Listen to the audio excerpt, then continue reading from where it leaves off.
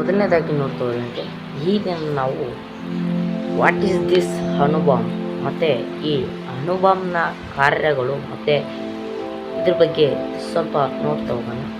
ಈ ಅಣುಬಾಂಬ್ ಅಂತಕ್ಕಂಥದ್ದು open hammer ಅಂತಕ್ಕಂಥ ವಿಜ್ಞಾನಿ ಕಂಡುಹಿಡಿದ. ಈ ಓಪನ್ ಹ್ಯಾಮರ್ ಕಂಡುಹಿಡಿದಕ್ಕಂಥ ಈ ಅಣುಬಾಂಬ್ E=mc² ಮೇಲೆ ಕೆಲಸ ಮಾಡ್ತಾರೆ. ಇದ್ರ ಮೇಲೆ ಈ E=mc² ಕಂಡುಹಿಡಿದಿರ್ತಕ್ಕಂಥ ವಿಜ್ಞಾನಿ ಯಾರಪ್ಪ ಅಂತಂದರೆ ಆಲ್ಬರ್ಟ್ ಐನ್ಸ್ಟೈನ್.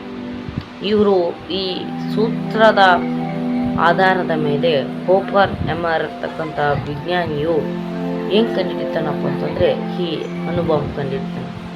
ಇತ್ತೀಚಿನ ದಿನಗಳಲ್ಲಿ ಈ ನ್ಯೂಕ್ಲಿಯರ್ ಬಾಂಬ್ ಅನ್ನು ನ್ಯೂಕ್ಲಿಯರ್ ಫ್ಯೂಷನ್ ಅಥವಾ ಅಣು ಅಸ್ತ್ರವಾಗಿ ಉಪಯೋಗಿಸ್ತಾ ಇದ್ದಾರೆ. ಇದರಿಂದ ನಮ್ಮ ಇಡೀ ಪ್ರಪಂಚಕ್ಕೆ ಬಹಳ ನಷ್ಟ ಆಗಬಹುದು.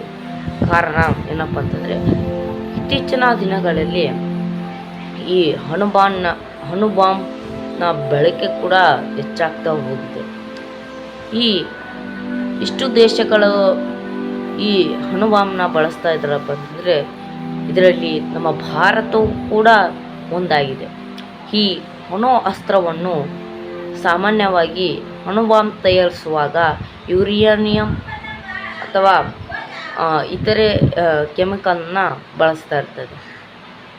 ಈ ಯುರೇನಿಯಂ ಅಂತಕ್ಕಂಥದ್ದು ಏನಾಗ್ತಾ ಇರ್ತೈತಪ್ಪ ಅಂತಂದರೆ ಇದು ಒಂದು ವಿಭಜನೆ ಕ್ರಿಯೆಗೆ ಒಳಪಟ್ಟಾಗ ಈ ನ್ಯೂಕ್ಲಿಯರ್ ಫ್ಯೂಷನ್ ಪ್ರಕಾರ ಕೆಲಸ ಮಾಡಿದಾಗ ಇದೊಂದು ಅತ್ಯಂತ ವಿಷಕಾರಿಯಾಗಿ ಎಲ್ಲರೂ ತುಂಬ ಹರಡುವ ಪವರ್ ಇದರಲ್ಲಿರುತ್ತೆ. ಒಂದು ಎಲೆಕ್ಟ್ರಾನ್ ಅಥವಾ ನ್ಯೂಟ್ರಾನ್ ಇದರಲ್ಲಿ ಕೂಡಿದ್ದರೆ ಅವು ವಿಭಜನೆಗೊಂಡಾಗ ಅಲ್ಲಿ ಉಂಟಾಗ್ತಕ್ಕಂಥ ಎನರ್ಜಿ E=mc².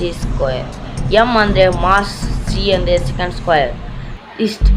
ಇಷ್ಟು ಈ mc² ಮೇಲೆ ಕೆಲಸ ಮಾಡ್ತಕ್ಕಂಥ ಈ ಅಣುಬಾಂಬ್ ಇಡೀ ಪ್ರಪಂಚದಲ್ಲಿ ಒಟ್ಟು ಅಣುಬಾಂಬ್ಗಳು ಇಡೀ ಭೂಮಿಯನ್ನು ಸರ್ವನಾಶ ಮಾಡ್ತಕ್ಕಂಥ ಶಕ್ತಿಯನ್ನು ಹೊಂದಿವೆ. ಈ ಅಣುಬಾಂಬ್ನಿಂದ ನಾವು ಇಂಧನವಾಗಿ ಬಳಸಬಹುದು ಅಥವಾ ಶಸ್ತ್ರವಾಗಿ ಬಳಸಬಹುದು. ಈ ಅಣುಬಾಂಬ್ ಅಂತಕ್ಕಂಥದ್ದು ವಿಸ್ಮಯವಾದ ಸ್ಫೋಟ ಮತ್ತು ಇದನ್ನು ಕಂಡಿರತಕ್ಕಂಥ ವಿಜ್ಞಾನಿ ಯಾರಪ್ಪ ಅಂತಂದರೆ ಈ ಓಪನ್ ಹ್ಯಾಮರ್. ವಿಲಿಯಂ ಜೋನ್ಸ್ ಮತ್ತು ನೀಲ್ಸ್ ಬೋರ್ ಅವರ ಶಿಷ್ಯ ಅಂದರು. ಇವ್ರು ಯಾರಪ್ಪ ಅಂತಂದರೆ ಈ